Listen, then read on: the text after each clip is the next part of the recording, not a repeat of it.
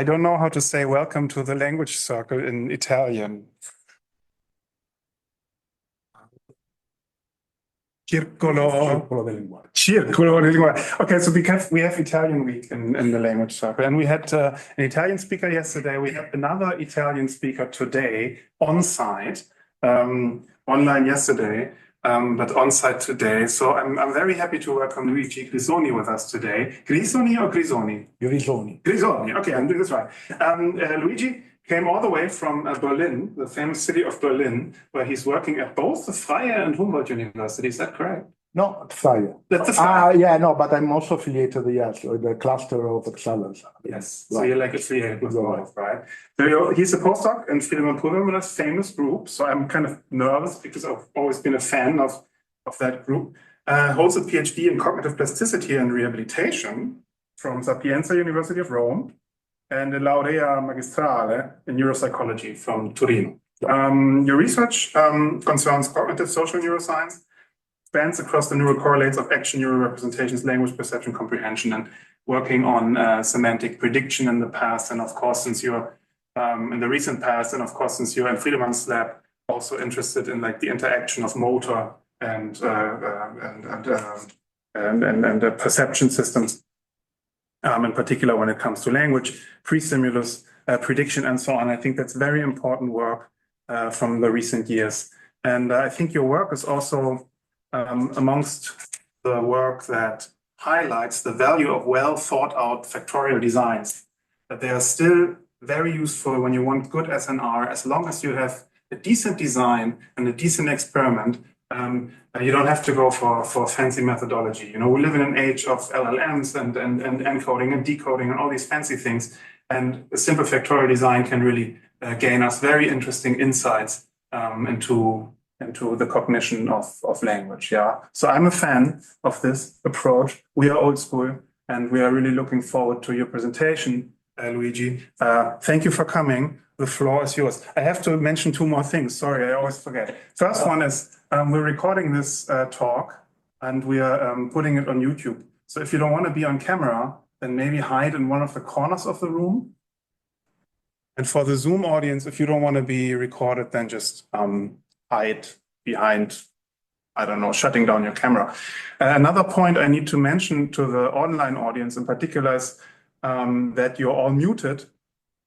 Unfortunately, you cannot unmute yourself. I hate this because I would really love an open discussion and people just asking questions, unmuting themselves. But we had instances of people hijacking our beautiful language circle and taking control over the microphones and screens, and that kind of sucked. And so we really don't want it to happen again. Please, if you want to ask a question, make yourself seen with an icon on the screen or with just typing your question into the chat. And then Caroline is happy to unmute you.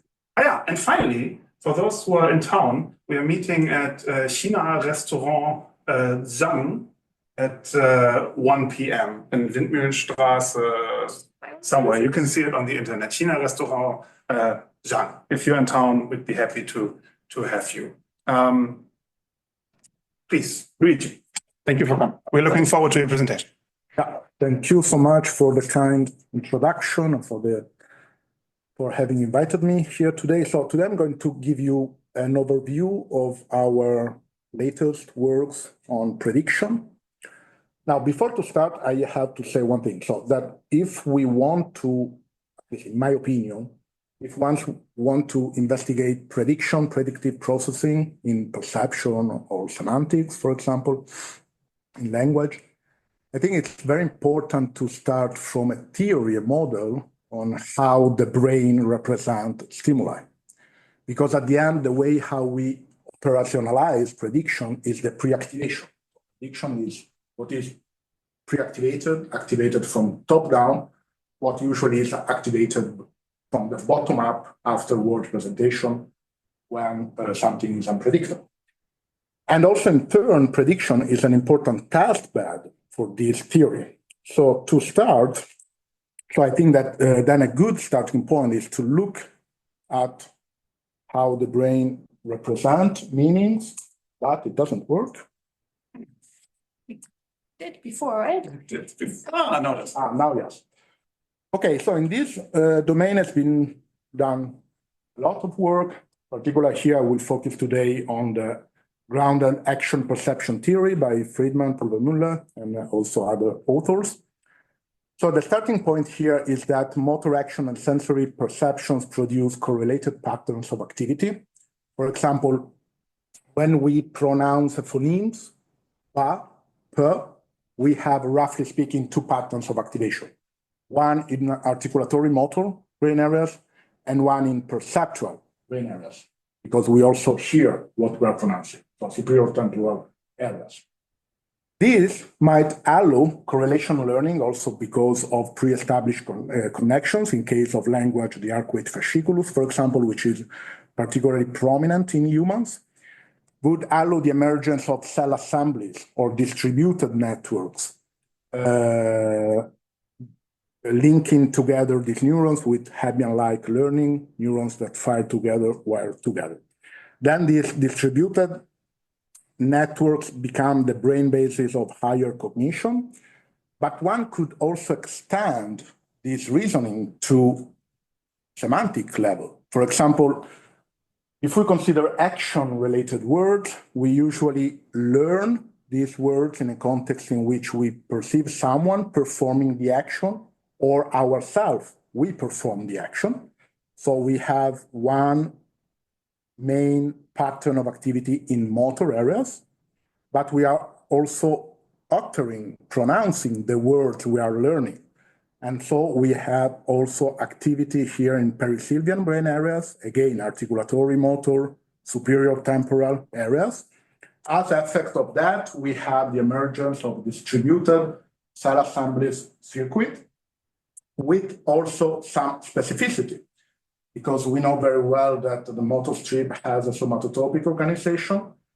So depending on the factor involved in the action depicted by the word, one would expect specific pattern of activation, in particular very frontal, very ventral for face-related words such as drink, eat, more dorsal for arm, hand words such as grasp, and the most dorsal part for leg-related lower limb verbs words.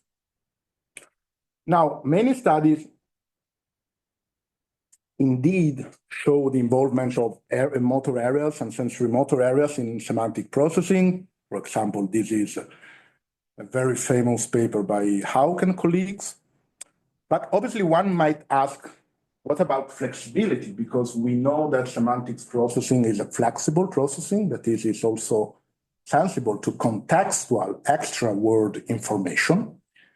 And in one study, we wanted to investigate whether there is a semantic priming mediated by the motor system. So whether motor system show flexibility depending also on contextual information.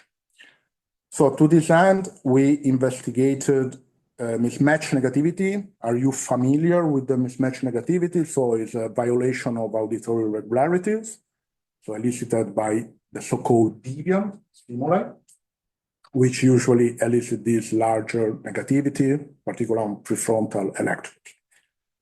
So in this study, we tested action sounds, not words. Action sounds as a standard, so the frequently repeated sounds.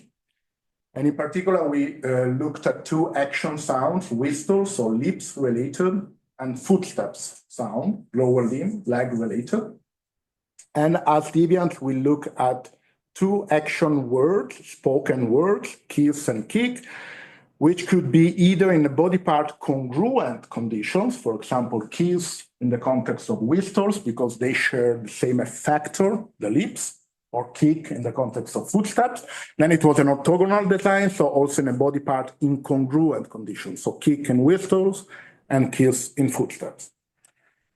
And actually what we observe is that this is the word onset, so the deviant onset, at a latency which was significant here is for kick, this is for kiss on the bottom, at the latency that was also consistent with the word recognition point, because these were acoustically presented, these words, we observe this modulation, which is consistent with semantic priming, because it shows larger mismatch negativity cortical responses to incongruent pairs as compared to the congruent pairs.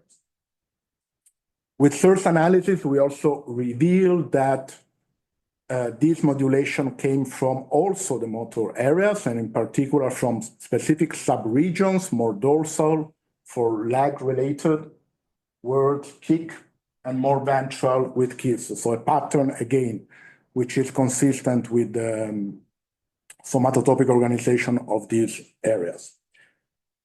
But now, another type of flexibility is that if we look at the action perception theory, one suggestion or one aspect that this theory would suggest is that one would expect to observe also motor activation before a word is presented, at least in those situations in which the word or the stimulus in general is predictable. This because if we look at the motor activations, motor areas activation in their canonical function, that is action execution, prominent motor activations happens actually before the onset of an action and not after. This is the case of the readiness potential. And also after, but it starts well before the onset of an action. So for example, here the vertical line might represent the onset of a button press. And before the onset of these actions, we have these anticipatory slow wave potentials, which is called readiness potential or Bereshaft potential. Now, this would be important because if this happens, so if we have an involvement of motor system in language or perceptual processing, then cannot be argued that the role of sensory motor areas is epiphenomenal, reflecting post-understanding, post-semantic mechanisms, because this by definition must happen just after a stimulus is presented and not before. But obviously, having available an index, a predictive signal would be also important to test new theories, because we have assisted during the past few years to a shifting of attention from classical hierarchical feed-forward models to more modern predictive coding accounts, according to which the brain is a statistical machine in a way that generates hypotheses. This hypothesis generates prediction, and then these predictions are assessed with the input, with the upcoming input. When there is a discrepancy between the predictions, expectations, and the input, the generative model is adjusted to minimize in the long run, for example, in the Fristonian view, in the long run, these discrepancies. Now, usually these models are very complicated, complex, because also of the mathematical formulation, but still one can extract very easy hypotheses, very simple hypotheses. For example, that there should exist top-down signals indexing prediction, that stimulus-related post-stimulus responses and prediction responses should be inversely correlated, obviously in a situation in which there isn't a violations of expectations. And also that there should exist two functionally distinct neural subpopulations, one representing prediction and one representing prediction errors. So here, the red and black units. Okay, so where to start to look at these anticipatory predictive signals? Well, in the context, in the experiment I showed you earlier with action, sounds, and words, the mismatch negativity is generally considered a prediction error signal, because here in this situation, since this very redundant, repetitive presentation of the stimuli, of the standard stimulus, these are supposed to induce expectations. And indeed, in this study, what we observe is that after the deviant, so here, this is the deviant onset, The solid line represents the incongruent conditions, the dotted line, the congruent conditions, collapse. Here we have the priming-like effect, then the two curves overlap. And then what we observe is that before the onset of the next stimulus, there was this anticipatory activity, which was further modulated by the congruency effects observed before. Then in another study, we investigated more action and non-action related sounds, and we observed this anticipatory, this prediction potential, anticipatory activity, while sources were also different depending on the expected sounds. Whistle sounds, hand clapping sounds, but also pure tone induced very lateralized anticipatory activity was clusters here was located in proximity of auditory areas. So it seems that we have something that might represent sensory prediction. We will come later. One hypothesis is that this should scale inversely in case of confirmation of expectation, but obviously in the mismatch negativity, this doesn't happen because we have a violation. And indeed, in this situation, these conditions, we observe positive correlations between anticipatory, predictive signal and the mismatch negativity. Okay, so the associative learning hypothesis has been used also to explain the emergence of mirror neurons in general, the emergence of motor resonance mechanisms in humans, the human brain. So in one recent study, we wanted to investigate this associative learning hypothesis by testing spinal cord injury patients. So here the idea was to test participants, and particularly to test whether the associative learning hypothesis, the Hebbian-like mechanism, is important not just for the formation of the neural representation, but also for the maintenance of the neural representation over time.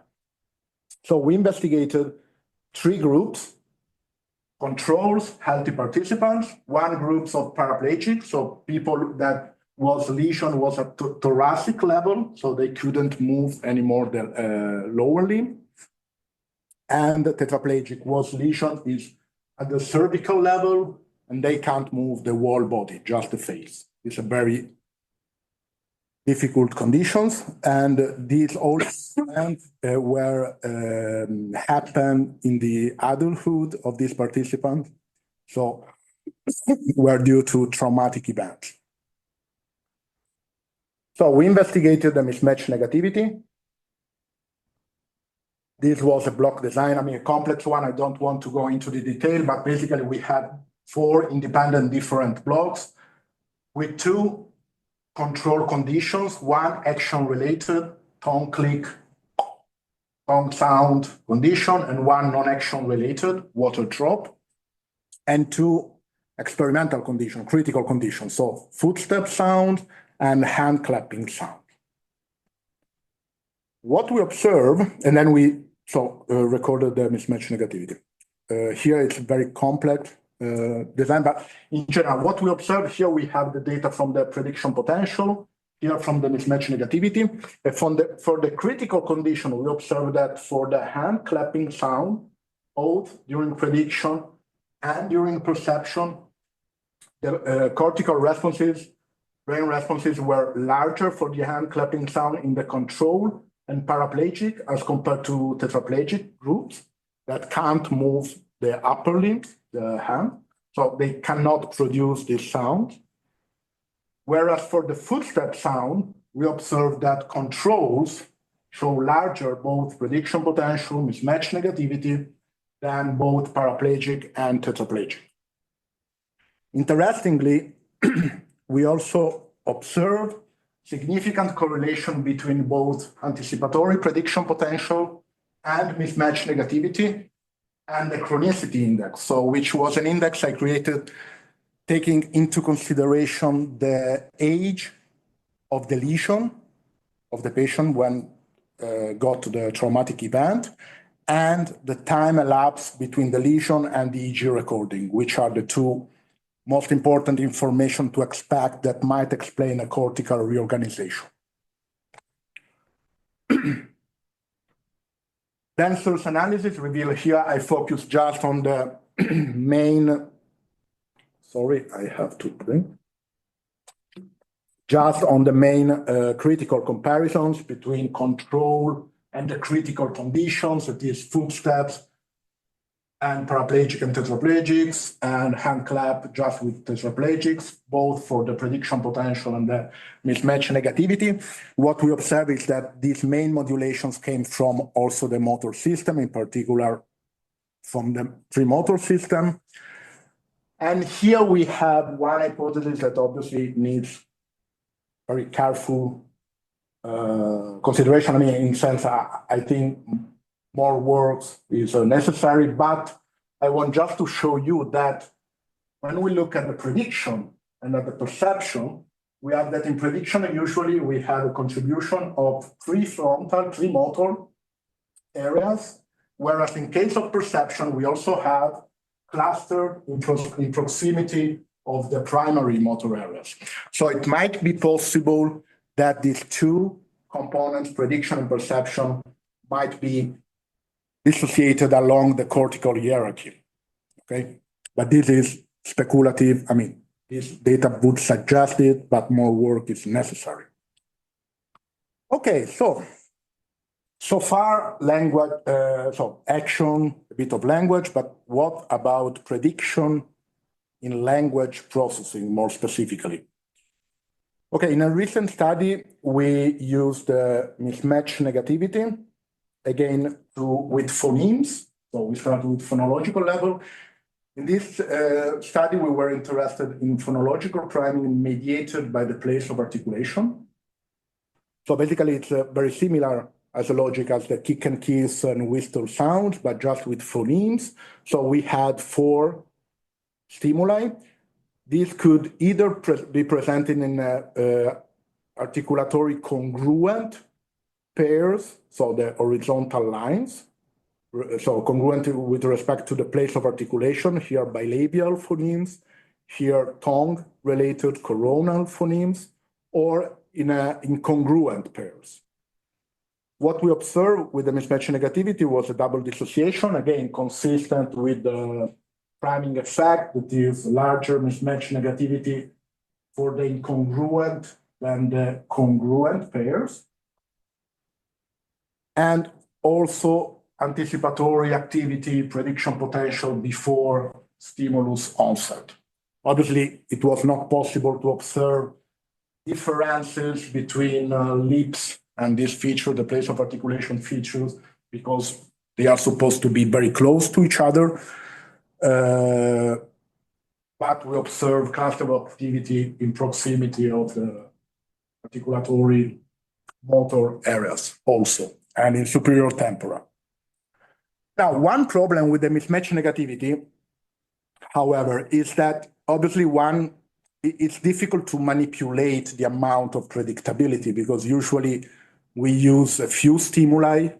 We might manipulate what participants might expect depending on the way we present the stimuli, but the amount of predictability is very hard to manipulate.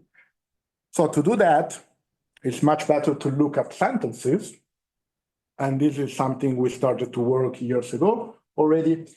And in this study in particular, for example, we created predictable, high constraint affirmative sentences, always constraining action verbs that could either be face-related or hand-related verbs,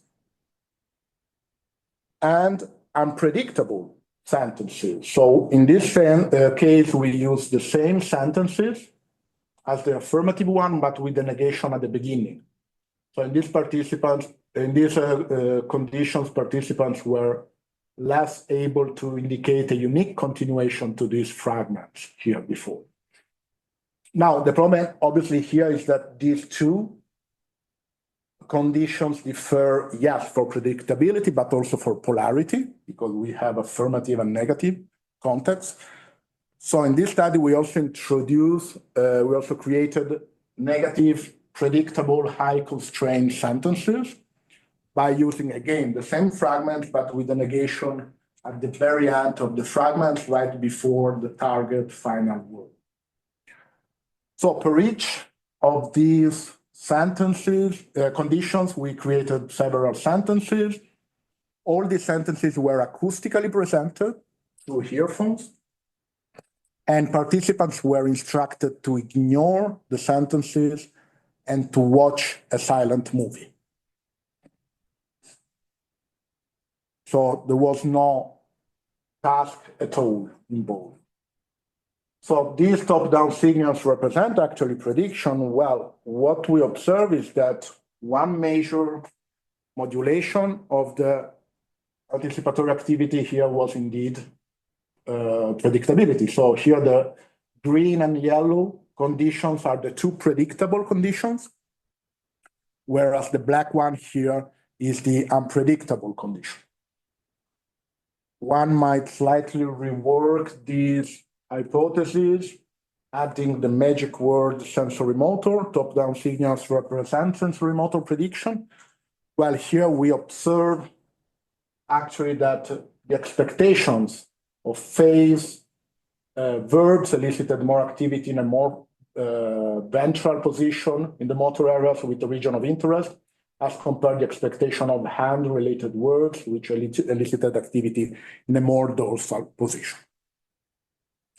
Okay, so far we have seen a lot of action-related stuff, but what about non-action related? Because one might say, okay, we know that in action execution, there is a readiness potential. For some obscure reason, the same thing happens when people are processing action-related stimuli. What about non-action related stimuli?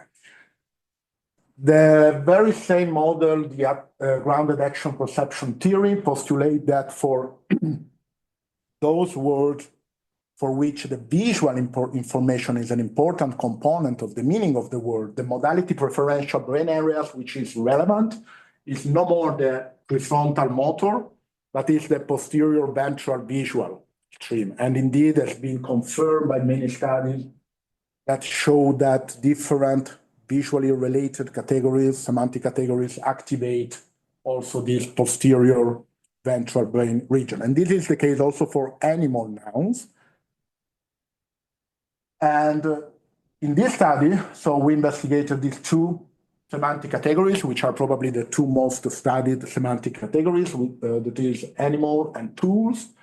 Animals, we know that usually there is a contribution of visual areas upon recognition after word representation. Tools, vice versa, has been shown by several studies that they activate additionally also the premotor, motor brain areas, because the motor knowledge is an important component of the meaning of these nouns. So in this study, we did, this was a very simple design, 2 by 2, predictable, unpredictable, final word, either animal or tool noun. As you can see here, cross probability of the condition. Now, as before, we created per each of these conditions several sentences. Participants were distracted with the silent movie. All these sentences were acoustically presented. What we observed as before, so it was this anticipatory, larger anticipatory activity for the predictable high constraint conditions as compared to the unpredictable. As before, particularly prefrontal, inferior lateral prefrontal electrodes, and then larger N400 for the unpredictable. I mean, this is the typical N400 effect. This pattern here was consistent across the two semantic categories, so animals and tools. Again, hypothesis 1, top-down signals represent prediction. Here we also have evidences from correlation analysis with both objective corpus-based measure of predictability and subjective measures of predictability. Here, each dot represents one sentence, is the average of all the participants. Hypothesis 2 that I mentioned earlier, error signaling neural responses to stimuli should scale inversely with expectation. In this study, we didn't include violation, so it was just predictable, unpredictable. And indeed, what we observed was a negative correlation between the anticipatory prediction potential and the N400 at different channels location. Again, here each dot is one sentence, the average of all the participants.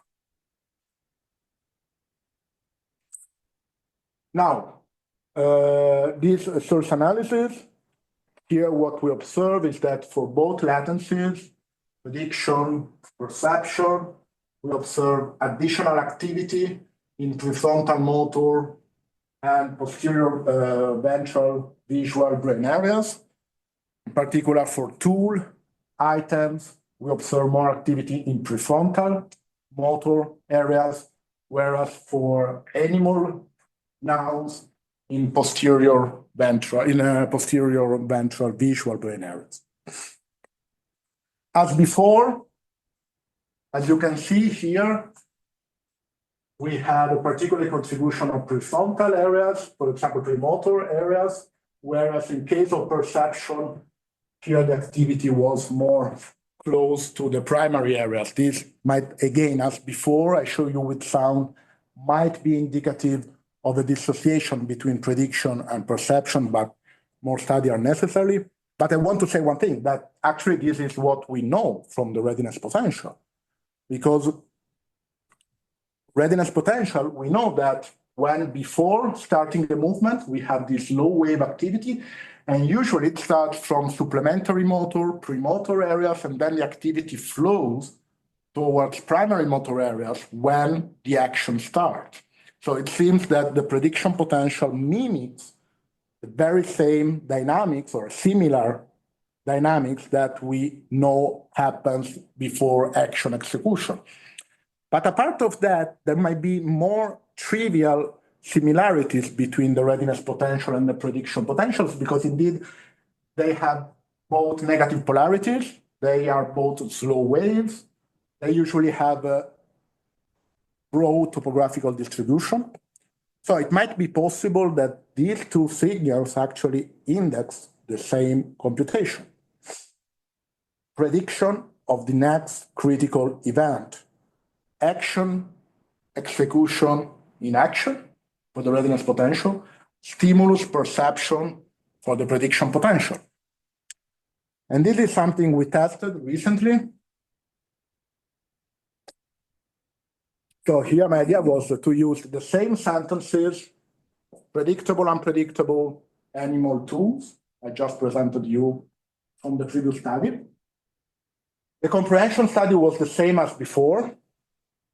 Just the difference here was a participant had to pay attention to the stimuli. Because in a production experiment, in a separate block, we presented the same fragments. The emblem of Germany is the.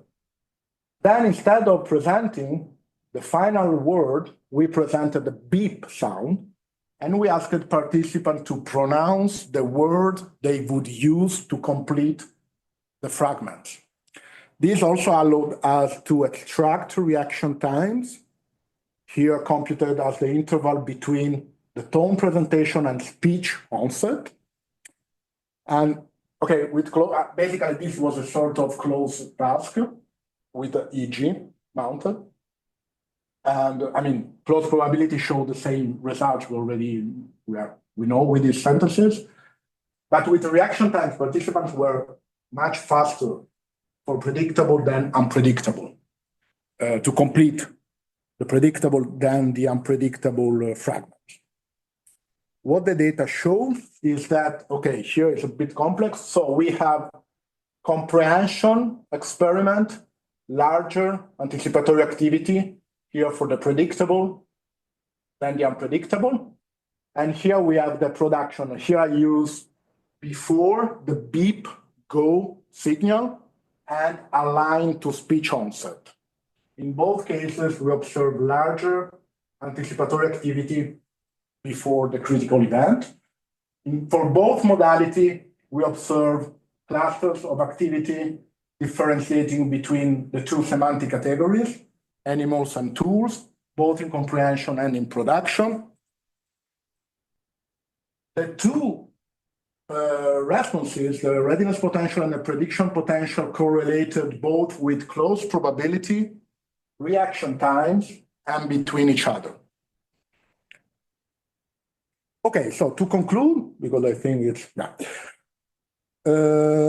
I show you that semantic priming of action verbs, so we have evidences of flexibility of motor activations during language processing. Also, prediction is an index, another phenomenon of flexibility of the brain, in particular, the involvement of also sensorimotor areas in semantic predictions, and also for different semantic categories.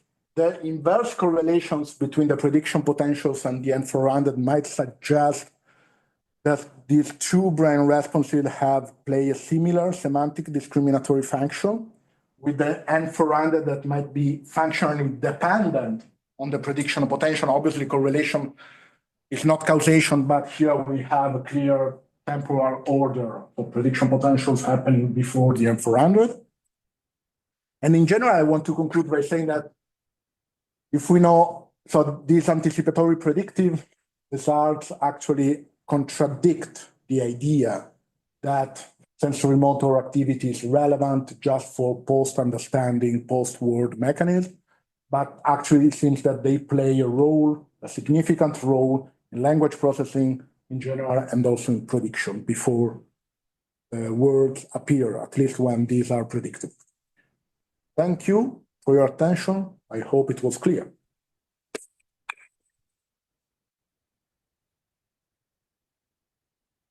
Very clear, I think. Thank you very much for the, well, I expected nothing less, but thank you for the beautiful presentation and like the smart designs and those clear-cut dissociations. I'm sure there are questions. We want to start with the online audience in good tradition. So raise a hand or type something into the chat, dear online audience, if you have a question for Luigi.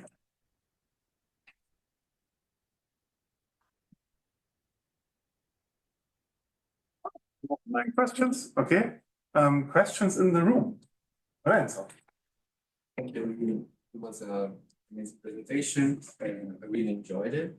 I have several questions. One, maybe if I can start with a clarification question on your very first study that you presented for the prediction potential, like the 2016. Yep. Sorry. It wasn't. So if I read this graph correctly, on the traces, you observe the the anticipatory activity to the sound onset, which is the first sound after the deviant. Yes. Right? So what kind of predictions are they making? Because expression activity is very boring stuff. It's burp. In this case, actually, we use a multi-feature. So it was a standard, deviant, standard, deviant, standard, deviant, and so on. With deviants were 5 or 6 different words. So it was unpredictable which one. Then we focused just on kick and kiss, but there were other key words, for example, king, quiche, something like that. So they already, and it was a block design. So there was one block where the standard was only and always footstep sound, another block when it was only and always whistle sound. So basically they knew after a few minutes that after the deviant there was that standard, depending on the block, could either be footstep or whistle.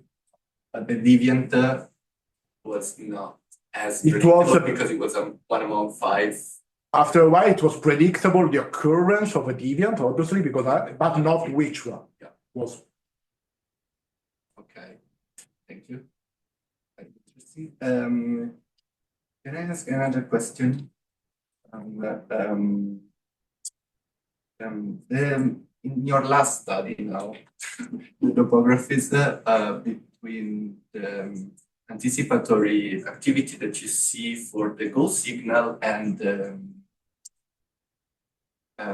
the sound onset, they seem to be different. These two? Yeah. Yeah, allora. Now we go into very complicated stuff. Yes. First of all, one thing.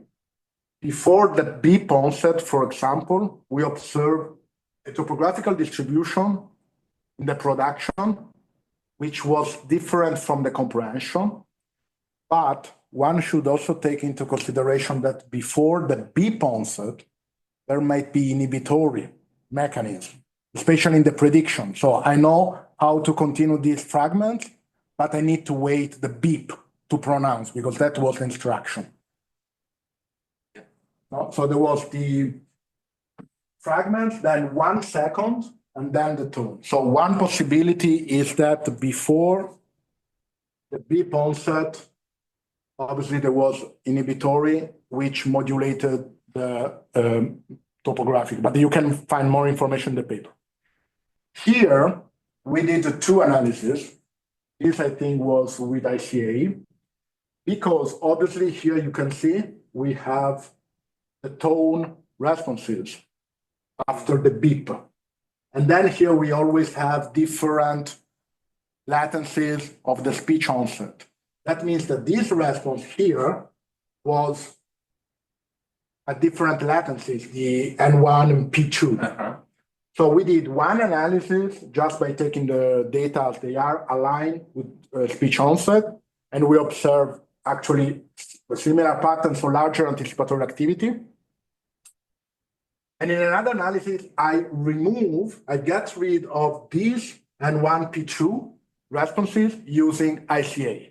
So I subtracted the beep-related brain activity, and I obtained these, which statistically were similar to the one with the also beep-related activity included.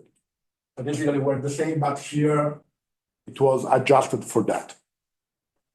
So just to, obviously, if you look at this one, so with this signal included, these eye constraints were statistically were the same, but it was different, the shapes, because obviously in the predictable you have that these P, this positive value, are closer to speech onset because they were faster in here. They were faster to pronounce the word in predictable than unpredictable.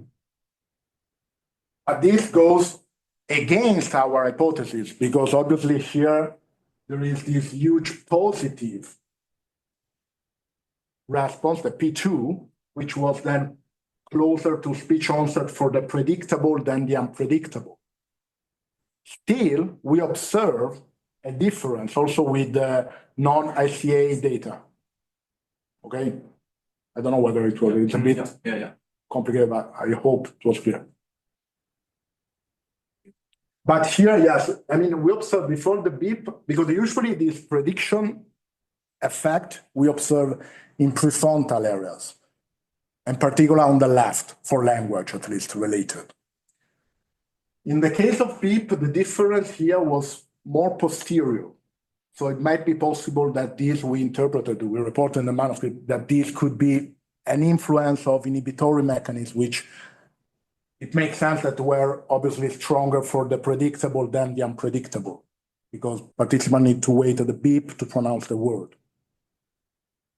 At least this is how we argued in the manuscript. Thank you for the presentation, very nice.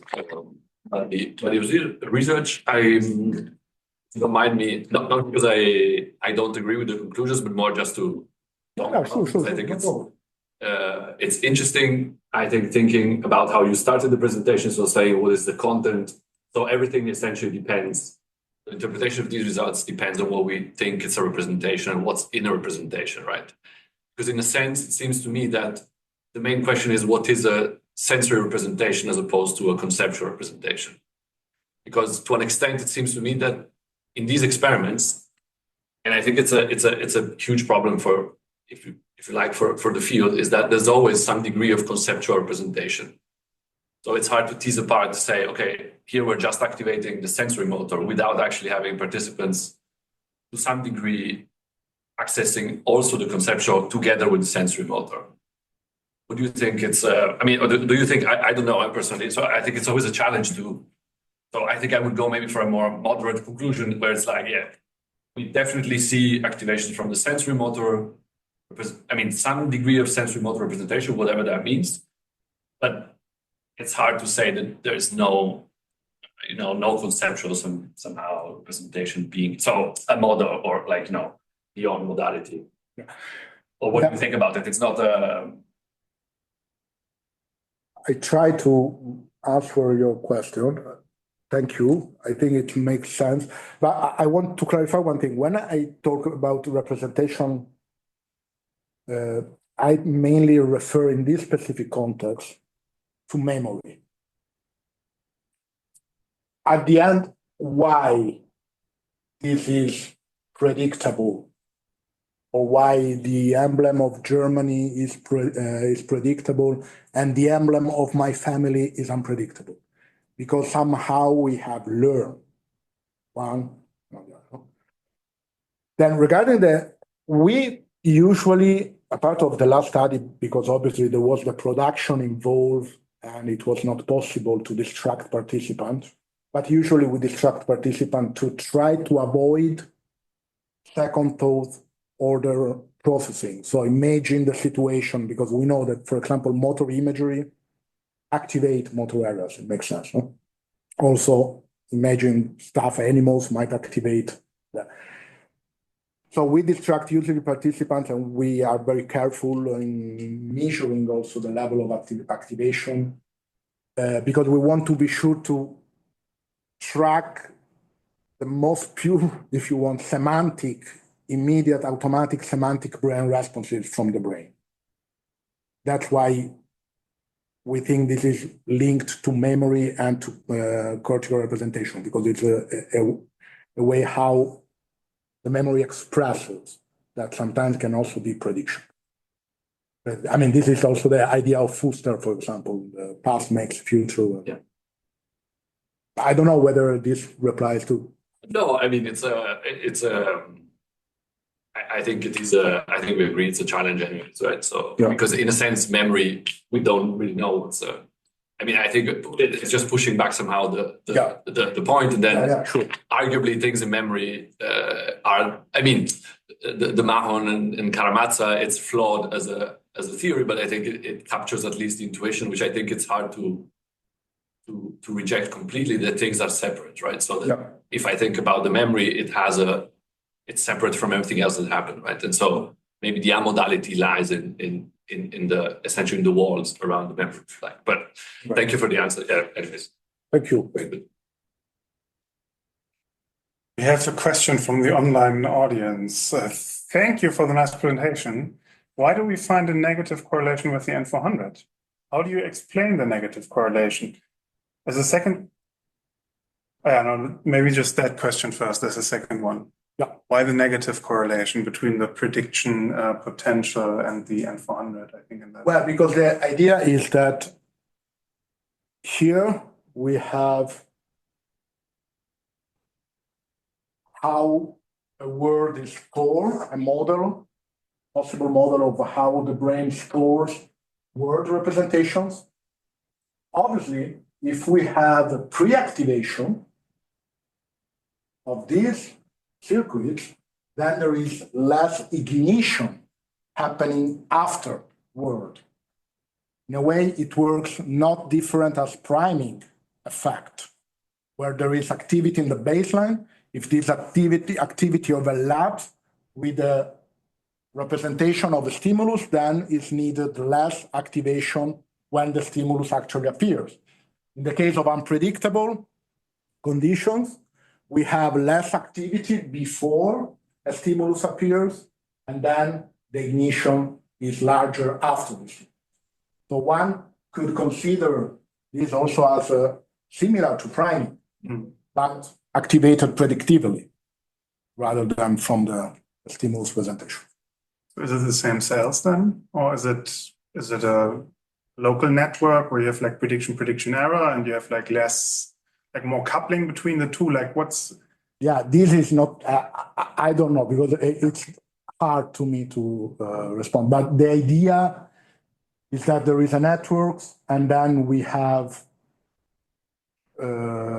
this activity that increases already before the onset of the word, and then after it, less is necessary.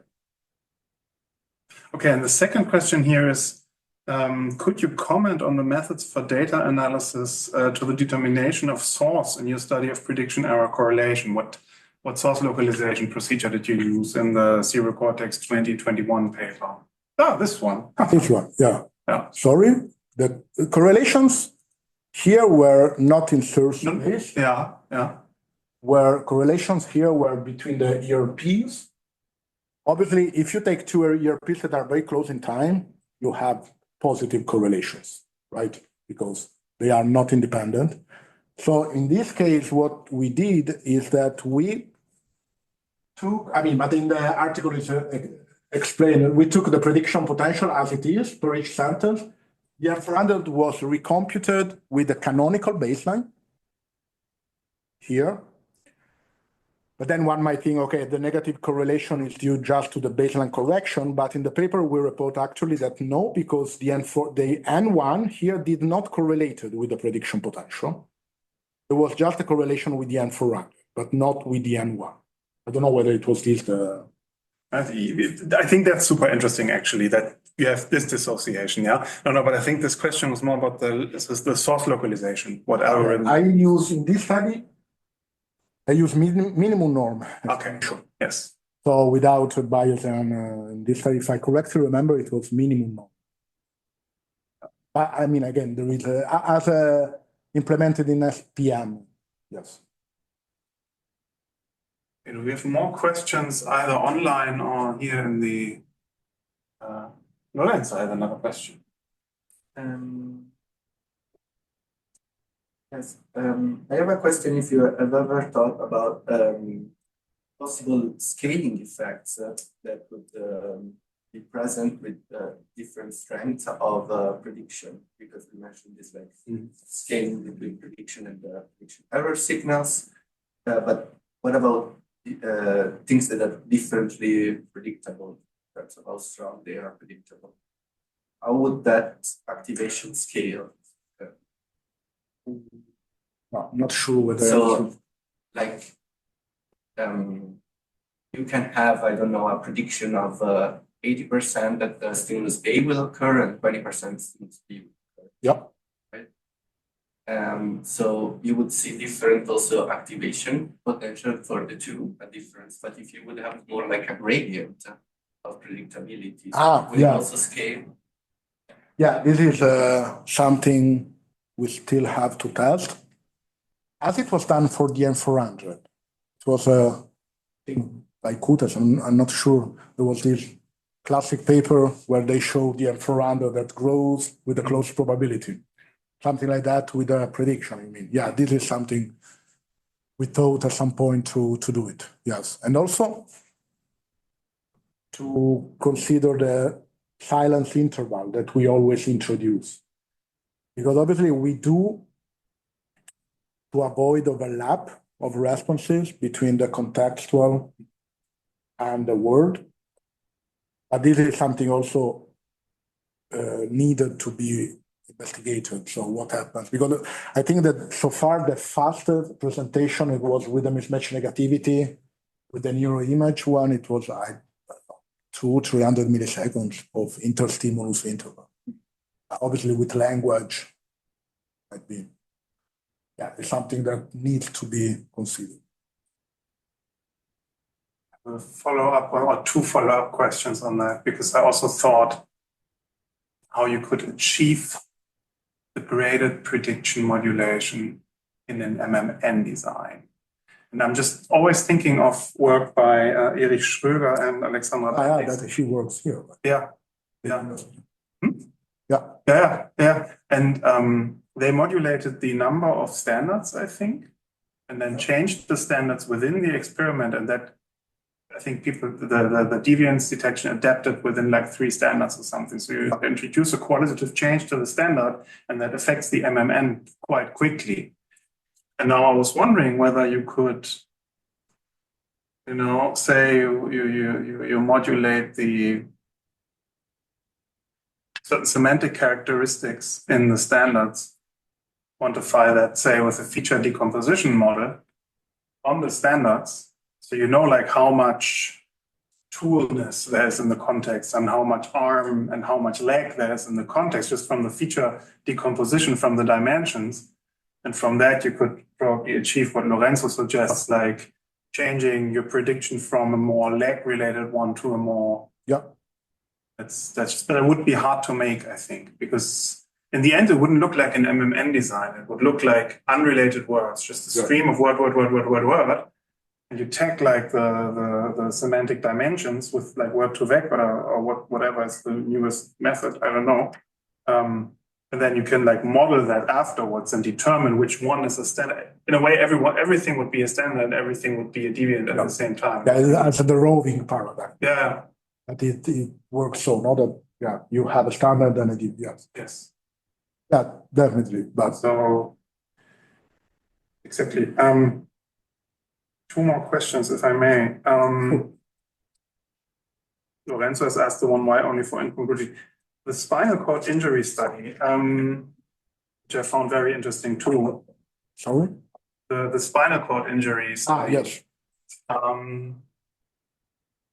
I was wondering whether the effect has to be due to like a motor disorder, because they cannot feel with their hands either, right? Or can they?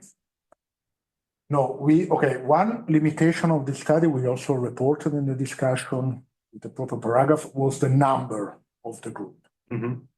Actually, we observed the effect sizes were high, but we had small groups of 10 patients. By the way, but the good thing is that we took complete lesions. Most of them were the lesion was complete. So without without somatosensation, yeah. Yes, without somatosensation for both the dorsal and ventral part of the. But so it's difficult to distinguish between the two. And also in this study, this was crazy design, but the reviewer liked it because I did during my PhD. Then we published just this year, but at that time I was scared that we have a reorganization. But then, if we look at the mismatch negativity, we have standard deviant, no? Now, 2 sounds are different. Obviously, if you are interested in action sound, you will have an action sound and another sound that is not action related, right? That for that features is the deviant, the action sound. My main concern at the time was that then the 2 sounds differ for 2 features. One acoustic, because are 2 different sounds, and one the action relatedness. So for this specific sound, I created a paradigm which consisted of, there were no standard. All sounds were completely different. Everything was changing, so that in this stream, just the original sound was perceived as meaningful. So in a way, trying to isolate the action component of the sound. All the other sounded very different. Because obviously, my concern was, maybe there is less motor activation, but there is more auditory activation due to sound discrimination. Yeah. And then this could have, reduce obviously the effect. So I did it. But yeah, coming back to your question, sorry, it's difficult to discriminate between the 2 motor or somatosensation. Okay, thank you for your answer. Since we are, of course, the language cycles research group, I have to ask this question, and I bore myself to death with it. But anyway, predictive coding, Friston, Rao, and Ballard, N400, yes. But how about oscillations, and how about the beta and gamma bands in terms of top-down prediction and prediction error? I mean, I'm wondering, have the data ever been analyzed in the frequency domain, like the prediction potential N400 data? This is so clear. I never looked at it, to be honest. At some point, I thought to do something, but then I never had the time to do it. I gave other. It would be interesting, especially also because for action-related stimuli, we know mu suppression, alpha suppression. So I was thinking to do something like that, but I never even started. Could even dissociate the semantic and non-semantic aspect by the beta. So I think that maybe, there's beta also in the premotor system. And yes, so that's okay, that's a problem again. But anyway, how long is the how long is the interval? It's 1 second. That's long enough for performing the analysis, at least for alpha. Yes. If it gets shorter, you have a problem because the wavelet is too long. Yeah. And then the evoked response just kills everything in the interval. But we've done something with like 800, 900 milliseconds, and you can analyze alpha, pre-stimulus alpha. Yeah. So you can also analyze pre-stimulus beta. That's maybe something for a master student or something like that to reanalyze the data.